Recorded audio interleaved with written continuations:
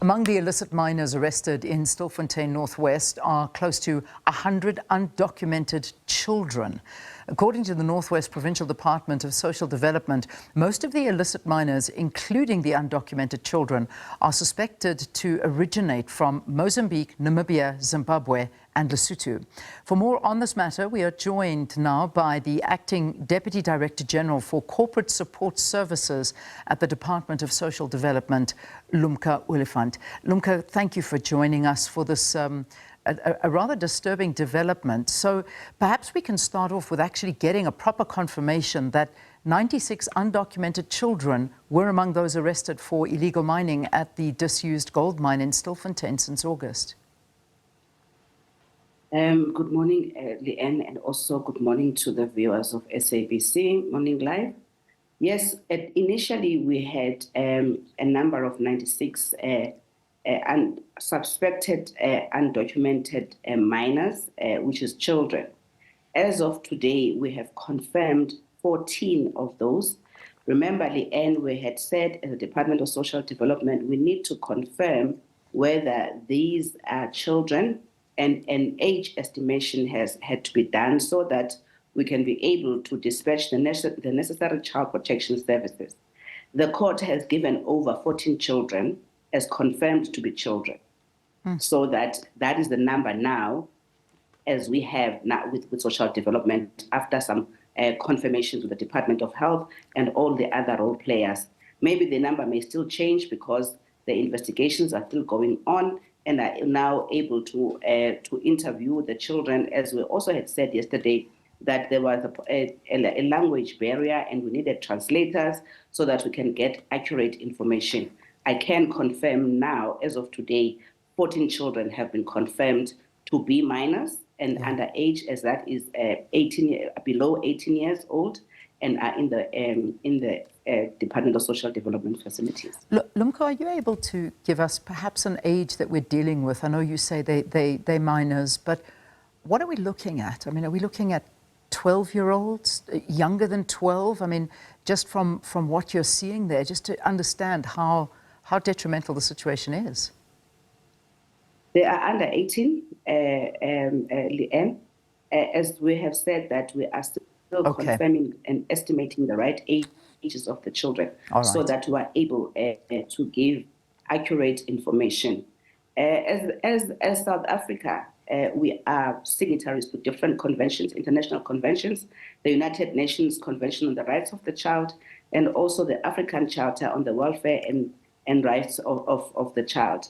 Therefore, we are obligated to make sure that we do and give the right services and get accurate information so that children are processed as children, whether they are in need of care and protection or they are in conflict with the law in this case. Yeah, and fair enough, that we can certainly respect that, but whichever way you look at it, this is a terrible situation. And I suppose the question is, how do these miners end up in Stilfontein in the Northwest as part of illicit miners? I mean, have you able to determine how these children have actually come into the country as yet?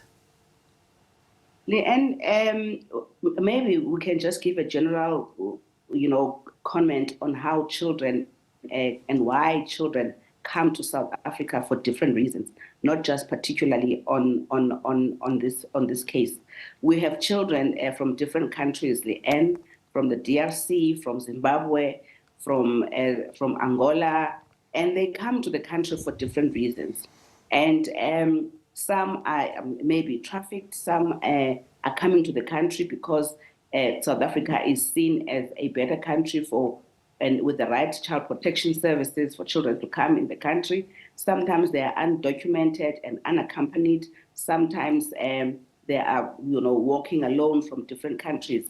And because South Africa is the signatory to all these different conventions, we need to make sure in whatever way and whatever reasons that children migrate to South Africa, whether be it, for a better life or whether be it they are being used, probably in this case for child labor, we still need to make sure that we protect their rights as a department and as a country, for as long as the children are within our borders. Yeah, I mean, this obviously is a greater worry, and as you say, I mean, we're focusing in on this because this is what the latest discovery is. But you know, one thing that we have spoken about and are very fearful of, and it seems to be increasing, is that the issue of child trafficking.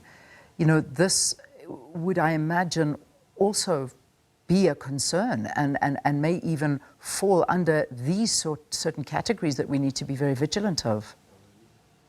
Yes, we need to be very vigilant, especially as we are going into the festive season, Leanne.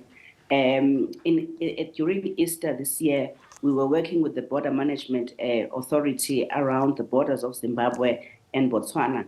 And as a department, we were seeing a lot of children that are coming into the country that are very are unaccompanied.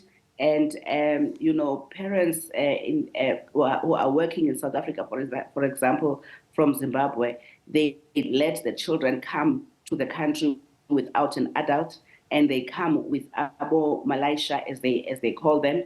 And we cannot be able to encourage where children are coming in the country without the necessary documents, without the necessary care and protection, and unaccompanied.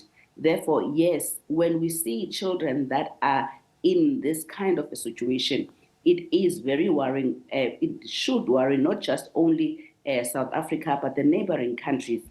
That is why we, as a Department of Social Development, we have an MOU with Lesotho and Zimbabwe, particularly on undocumented and unaccompanied minors, so that we can be able to have a better working relationship, to be able to contact their embassies when children are found in this situation.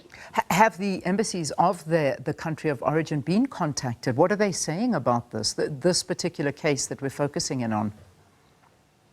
Yes, embassies have been contacted, and also we are working with the different international organizations, as we usually are. And as soon as everything has been completed, remember we had also issues with speaking to the children and communication and translation. So once we are able to say this child comes from this country, usually the embassies do respond very quickly.